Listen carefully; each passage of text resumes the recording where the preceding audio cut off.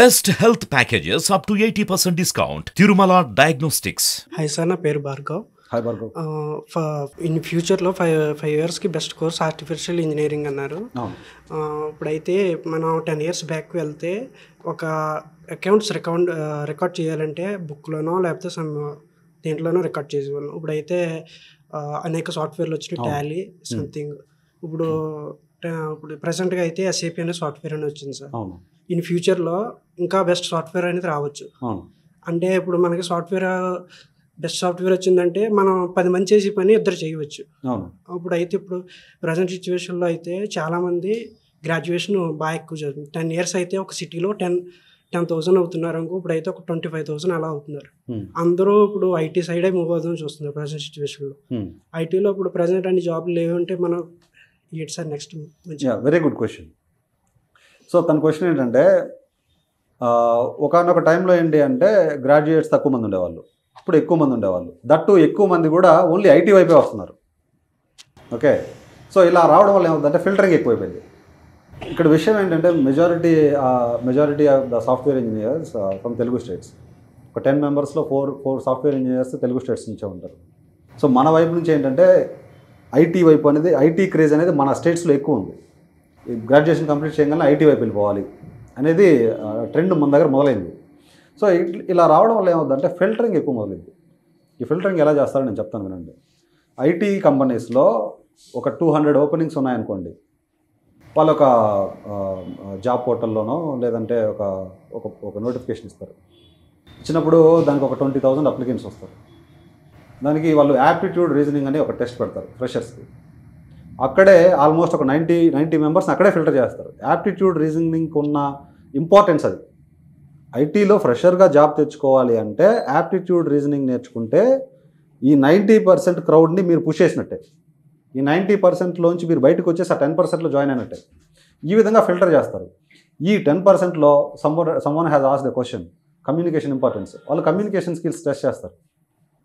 ఈ 10%లో ఇప్పుడు 20,000 members వచ్చారనుకోండి, 18,000 membersని యాప్టిట్యూడ్ రీజనింగ్ పెట్టేసి తీసేస్తారు. ఇక 2,000 members ఉన్నారు. ఈ 2,000 membersలో కమ్యూనికేషన్ టెస్ట్ పెట్టి ఒక 1,000 membersని తీసేస్తారు. ఈ 1,000 membersలో ప్రోగ్రామింగ్ స్కిల్స్ మీద టెస్ట్ పెడతారు. మళ్ళీ ఒక 500 membersని తీసేస్తారు. HR డిస్కషన్ పెడతారు. HR డిస్కషన్ పెట్టినప్పుడు HR డిస్కషన్లో చెక్ చేస్తారు, వీళ్ళు కంపెనీకి ఎంత లాయలు, వీళ్ళు మనీ మైండెడా లేదంటే ఆర్గనైజేషన్ గ్రోత్కి ఉపయోగపడతారా. HR డిస్కషన్లో ఇవన్నీ జరుగుతాయి. Then they will finalize 200 members. So కొంచెం బ్యాకప్ కింద మెయింటైన్ చేయాలంటే వాళ్ళు ఒక 300 members అలా హైర్ చేసుకుంటారు. వీళ్ళు మళ్ళీ ఒక 100 members డ్రాప్ అయిపోతారు, వేరే కంపెనీలో ఆఫర్ వచ్చిందనో. అలా బ్యాకప్ కింద కొంచెం ఒక 100 members హైర్ చేసే ఛాన్స్ ఉంటుంది. ఈ విధంగా హైరింగ్ ప్రాసెస్ ఉంటుంది. ఆ విధంగా ఎక్కువ మంది ఒక ఆర్గనైజేషన్లోకి వెళ్దాం అనుకున్నప్పుడు ఫిల్టరింగ్ ప్రాసెస్ ఎక్కువ ఉంటుంది.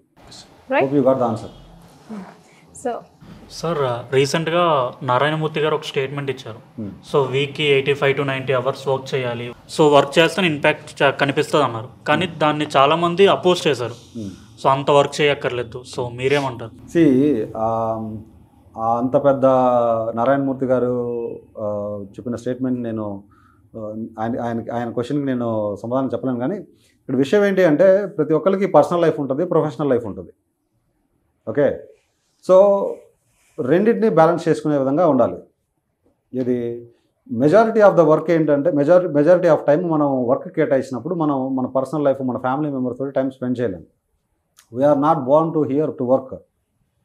లైఫ్ని ఎక్స్పీరియన్స్ చేయడానికి మనం భూమి మీదకి వచ్చినప్పుడు ఓన్లీ వర్క్లోకి వెళ్ళినప్పుడు ఏంటంటే డెఫినెట్గా మన ఎండ్ ఆఫ్ ది డే మన లైఫ్ని కోల్పోతాం.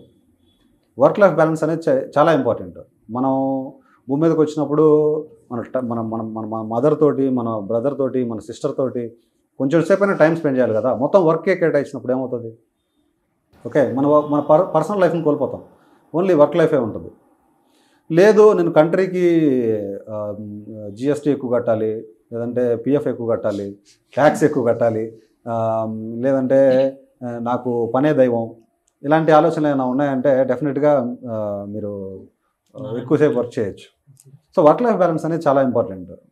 ఇన్ఫ్యాక్ట్ నాకు ఒక చిన్న ఇది ఉంది. మా పేరెంట్స్ అక్కడ ఉన్నారు, నేను ఇక్కడ ఉన్నాను.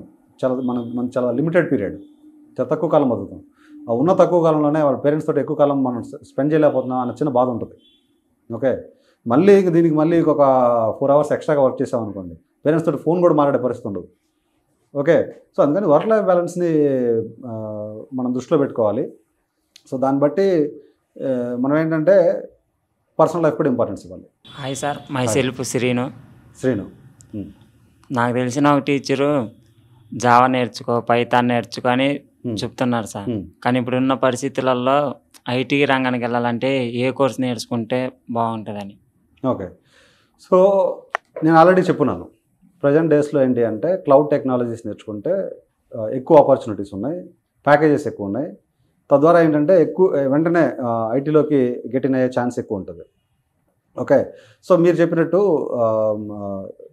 మీ ట్రైనర్ చెప్పినట్టు జావా నేర్చుకో, పైథాన్ నేర్చుకో అని చెప్పారు. కొంతమంది ఆర్టిఫిషియల్ ఇంటెలిజెన్స్ నేర్చుకోండి అని చెప్పేసి చెప్తా ఉంటారు. ఏదన్నా పెద్ద టెక్నాలజీస్ నేర్చుకునేటప్పుడు, లేదంటే ఆర్టిఫిషియల్ ఇంటెలిజెన్స్ కావచ్చు, లేదంటే డేటా సైన్స్ కావచ్చు, సో పెద్ద పెద్ద కోర్స్ నేర్చుకోవాలనుకున్నప్పుడు ఏంటంటే మీరు బేసిక్స్ నుంచి నేర్చుకోవాలి. డైరెక్ట్గా కోర్సులోకి వెళ్ళారనుకోండి, ఒక హర్రర్ మూవీ చూసినట్టు ఉంటుంది. ఇప్పుడు ఏదన్నా కూడా సక్సెస్కి షార్ట్ కట్ లేదు, సక్సెస్కి షార్ట్ కట్ అయితే లేదు. He has to go through each and every step. ప్రతి ఒక్కళ్ళు కూడా one has to go through each and every step. ఇక్కడ ఏంటి, ఒక డేటా సైంటిస్ట్ కావాలి అంటే సి లాంగ్వేజ్ మీద, కంప్యూటర్ లాంగ్వేజెస్ మీద, సి బేసిక్స్ కదా, అక్కడ నుంచి అవగాహన ఉండి దాని మీద అవగాహన రావడం వల్ల పైథాన్ లాంగ్వేజ్ మీద అవగాహన వస్తుంది. పైథాన్ మీద లాంగ్వేజ్ మీద అవగాహన రావడం వల్ల డేటా సైన్స్లో పైథాన్ లాంగ్వేజ్ అనేది చాలా ఇంపార్టెంట్ విషయం. అట్లా డేటా సైన్స్ నేర్చుకోవడానికి సబ్సిడరీస్ నేర్చుకోవాలి. ఆర్ లాంగ్వేజ్ అని చెప్పేసి, డీప్ లెర్నింగ్ అని చెప్పేసి ఇవన్నీ నేర్చుకోవాలి. ఇవన్నీ నేర్చుకున్న తర్వాత మీరు డేటా సైంటిస్ట్ అవుతారు.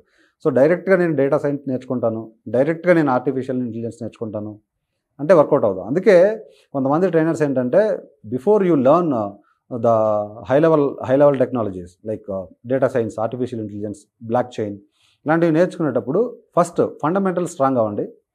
తద్వారా ఏంటి అంటే ఆ ఏరియాస్లోకి మీరు గెట్ ఇన్ అవ్వడానికి, ఆ ఏరియాస్లో మీరు స్ట్రాంగ్ అవ్వడానికి మీకు లైఫ్ ఈజీ అవుద్ది. అందుకని మీకు ట్రైనర్స్ కూడా ఇలాంటి చిన్న టెక్నాలజీస్ ఫస్ట్ నేర్చుకోండి, దెన్ మీకు ఆ టెక్నాలజీస్ మీద మంచి గ్రిప్ వస్తుంది అని చెప్పేసి సజెస్ట్ చేస్తూ ఉంటారు. సార్ ఇప్పుడు ప్రజెంట్ ఆర్టిఫిషియల్ ఇంజనీరింగ్ అనేది ప్రజెంట్ బెస్ట్ అంటున్నారు మీరు. ప్రజెంట్ కాదు, కమింగ్ డేస్ నేర్చుకోవడం మంచిది, బెస్ట్ అన్నారు. ఇప్పుడు దానివల్ల అడ్వాంటేజెస్ ఉన్నాయి, డిసడ్వాంటేజెస్ ఉన్నాయి. అది ఒక ఏఐ టూల్ అన్నది చాలా వర్క్ చేస్తుంది అన్నారు. ఇప్పుడు రీసెంట్గా డిసడ్వాంటేజ్ అంటే రీసెంట్గా ఇన్స్టాగ్రామ్లో ట్రోల్ అయింది heroine Rashmika Mandanna, deep learning కాదు, మళ్ళీ ప్రైమ్ మినిస్టర్ మోడీ గారు వాయిస్ చేసి రీల్స్ చేస్తున్నారు. దానివల్ల ఇంకా ఫ్యూచర్లో దానివల్ల డిసడ్వాంటేజెస్ అన్ని ఎక్కువ అవుతున్నాయి సార్. దానివల్ల అది బెస్ట్ కాదు artificial engineering. First of all ఇక్కడ విషయం ఏంటి అంటే ఎవ్రీ కాయిన్ హ్యాస్ 2 sides అన్నట్టు. ప్రతి కాయిన్కి కూడా రెండు సైడ్స్ ఉంటాయి. ఆర్టిఫిషియల్ ఇంటెలిజెన్స్ వల్ల పాజిటివిటీ ఉంటుంది, ఆర్టిఫిషియల్ ఇంటెలిజెన్స్ వల్ల నెగిటివిటీ ఉంటుంది. సో నెగిటివ్గా యూస్ చేసేవాళ్ళు నెగిటివ్గా యూస్ చేస్తారు, పాజిటివ్గా యూస్ చేసేవాళ్ళు పాజిటివ్గా యూస్ చేస్తారు. సో ఇప్పుడు ఫేస్బుక్ తీసుకున్నాము, ఫేస్బుక్ని కూడా పాజిటివ్గా యూస్ చేసేవాళ్ళు పాజిటివ్గా యూస్ చేస్తారు.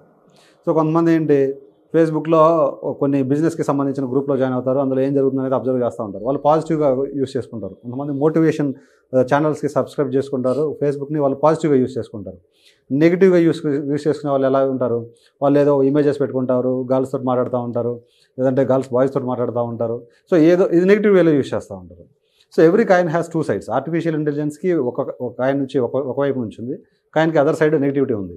ఇక్కడ విషయం ఏంటి అంటే ఇలాంటివి నెగిటివిటీని మనం కంప్లీట్గా అరికట్టాలంటే government should take serious actions.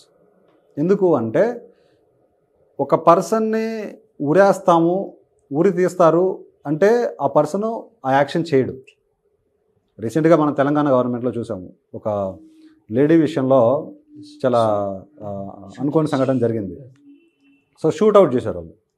Shoot చేయడం వల్ల ఏమైంది, నెక్స్ట్ ఎటువంటి సంఘటన మన ఇక్కడ లేదు.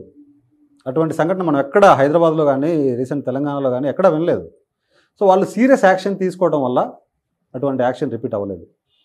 ఇలాంటి డీప్ ఫేక్ లాంటివి లేదంటే టెక్నాలజీని నెగిటివ్గా యూజ్ చేయడం వల్ల గవర్నమెంట్స్ కనుక సీరియస్ యాక్షన్ తీసుకుంటే నెగిటివిటీ అనేది ఇటువంటి సంఘటనలు అనేవి జరగవు.